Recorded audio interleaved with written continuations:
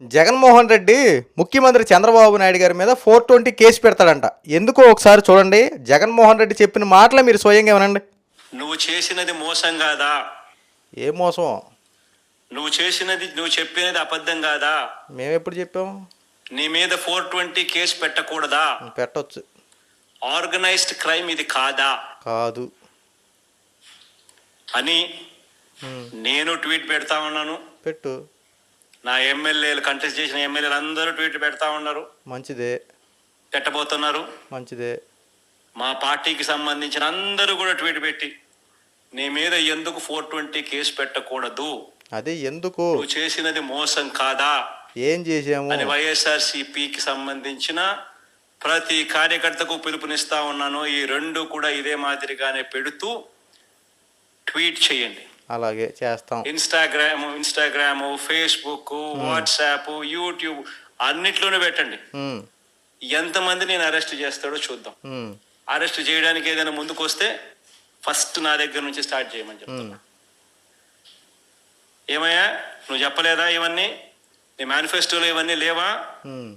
నీ బడ్జెట్ ఇది కాదా? ఇప్పుడు నీ బడ్జెట్ లో కేటాయింపులు, వీటికి సంబంధించిన కేటాయింపులు ఇవి ఉండాల్సింది కాదా? మరి ఎందుకు కేటాయింపులు చేయలేదు?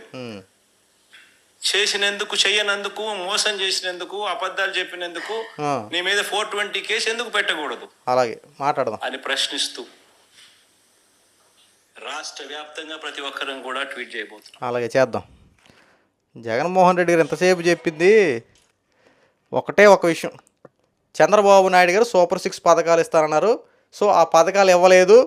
అందుకే అందరు కలిసి జగన్మోహన్ రెడ్డి అనే నేను, అలాగే నాకు సంబంధించినటువంటి కార్యకర్తలు, అలాగే ఇన్స్టాగ్రాము, ఫేస్బుక్, ట్విట్టర్ సంబంధించిన అందరూ చంద్రబాబు గారి మీద ఈ ఫోటోలు పెట్టండి, మొత్తం ఇదంతా స్ప్రెడ్ చేయండి, సూపర్ 6 పథకాలు ఇవ్వట్లేదు, మొత్తం ఎగ్గొట్టేసాడు అంటూ ప్రచారాలు మొదలు పెట్టండి అని చెప్పి జగన్మోహన్ రెడ్డి డైరెక్ట్గా చెప్తా ఉన్నాడు.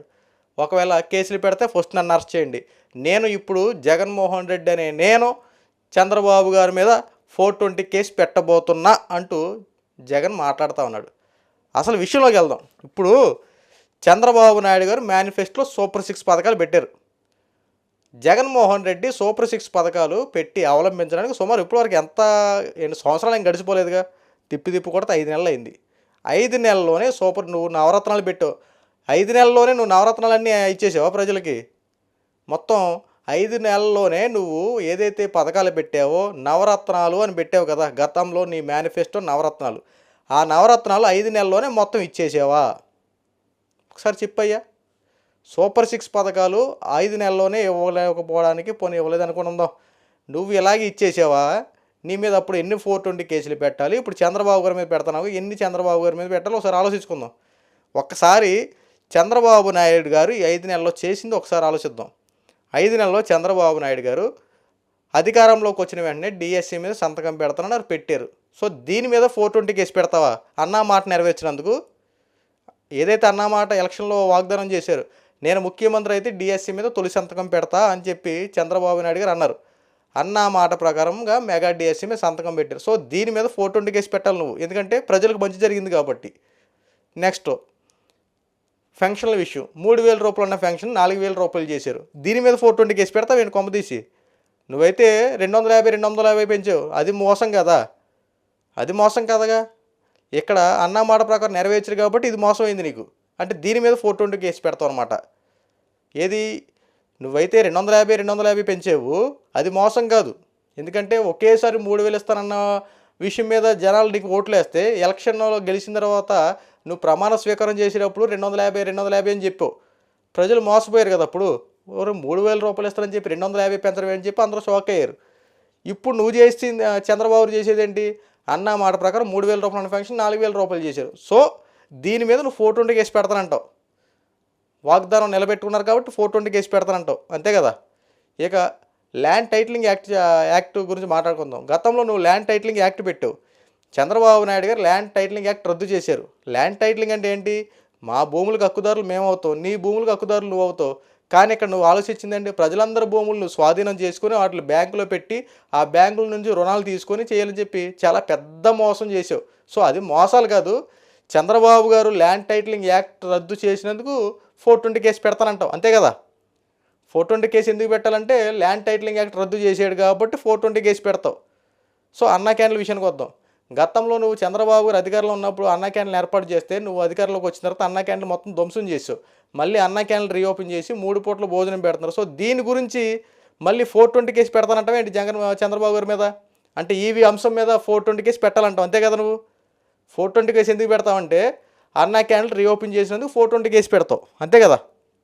నీ వెర్షన్లో మళ్ళీ ఇక్కడ చంద్రబాబు గారు ప్రజలకు మంచి చేశారు కాబట్టి అది నీకు నచ్చలేదు కాబట్టి 420 కేసు పెడతానంటున్నావు, అంతే కదా?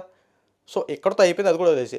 అమరావతి రాజధాని నిర్మాణం కోసం చంద్రబాబు గారు 15,000 కోట్ల రూపాయల నిధులు తీసుకొచ్చి మళ్ళీ అమరావతి రాజధాని పునఃప్రారంభించారు. గతంలో నువ్వు 3 రాజధానులు 3 ముక్కలు అని చెప్పి కాలయాపన చేసావు. సో దీని మీద మళ్ళీ అమరావతి రాజధాని నిర్మాణం ప్రారంభించి అభివృద్ధి చేస్తున్నందుకు చంద్రబాబు గారి మీద మళ్ళీ 420 కేసు పెడతానంటావు, అంతే కదా? నువ్వు గతంలో నువ్వు రాజధాని కట్టలా, రాజధాని ఏదంటే 3 రాజధానులు 3 ముక్కలని కాలయాపన చేసి 5 సంవత్సరాలు రాజధాని అనేది లేకుండా చేసావు. సో నువ్వు మంచి పని చేసావు అనమాట. అయితే అంటే నువ్వు మోసం చేయలేదు, నువ్వు ప్రజలను మంచి చేసావు కాబట్టి అది మంచి పని కాబట్టి దాన్ని 420 వర్తించదు. చంద్రబాబు గారు ఇక్కడ మళ్ళీ అభివృద్ధి పనులు ప్రారంభించారు, అమరావతి రాజధాని నిర్మాణం పునఃప్రారంభించారు కాబట్టి మళ్ళీ ఇప్పుడు 420 కేసు పెడతానంటావు, అంతే కదా? అంటే దీని మీద కదా 420 కేసు పెడతానంటావు. సరే, అది కూడా పక్కన పెట్టేసే పోనీ.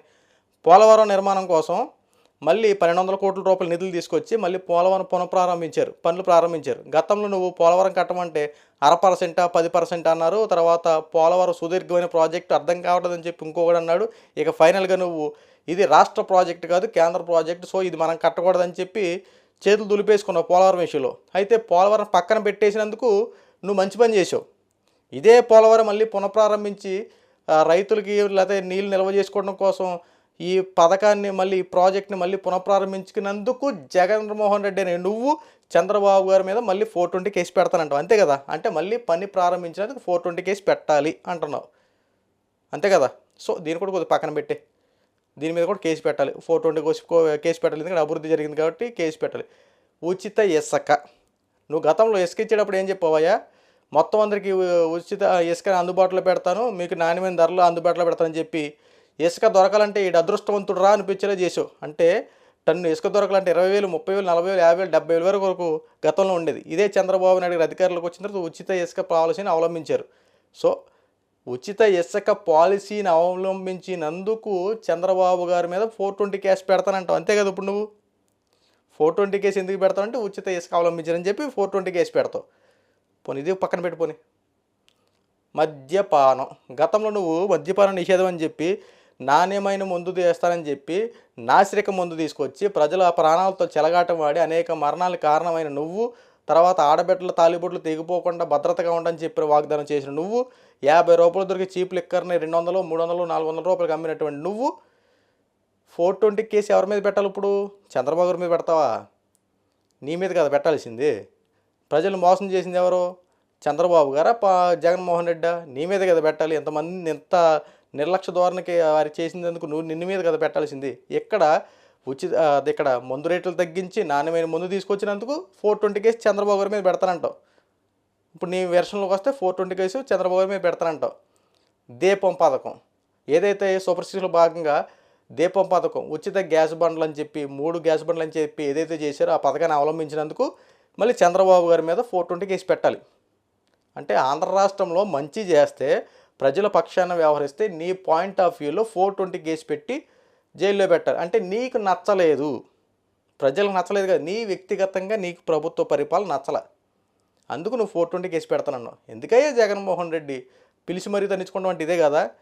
జరిగే పరిపాలన చూసి ప్రజలు మంచి జరుగుతున్నాయి కదా, ఇప్పుడు ప్రశాంతంగా వాళ్ళ పనులు చేసుకున్నారు, కావాల్సిన పథకాలు అందుతూనే ప్రశాంతంగా ఉన్నారు కదా. సూపర్ 6 పథకాలు అవలంబించేది 5 సంవత్సరాలు ఏం గడిచిపోలా. నువ్వు ఇచ్చి ప్రశ్నించి చేయడానికి తిప్పి కొడితే 5 నెలలు అయింది. ఈ 5 నెలల్లో వరదలు వచ్చినాయో, వర్షాలు వచ్చినాయో, రకరకాల విధానాలు వచ్చినాయో, అట్లా అన్నింటిని అరికట్టారు. ఏది చేసి ప్రజలందరూ చూశారు. కొత్తగా నువ్వు ఏది చెప్పొద్దా ఈ జగన్మోహన్ రెడ్డి? ప్రజలందరూ చూస్తున్నారు. అసలే మనకు 151 సీట్లు వస్తే 11 సీట్లకు పడిపోయాం. రేపు ఎలక్షన్లు ఈ 11 వస్తాయి లేదని చెప్పి దాని గురించి కొద్దిగా ఆలోచించుకొని రాజకీయాల వ్యూహంలోకి వెళ్ళరాదు. బురద జల రాజకీయాలు కొద్దిగా పక్కన పెట్టేసి ఇప్పటికైనా మారవయ్య జగన్మోహన్ రెడ్డి.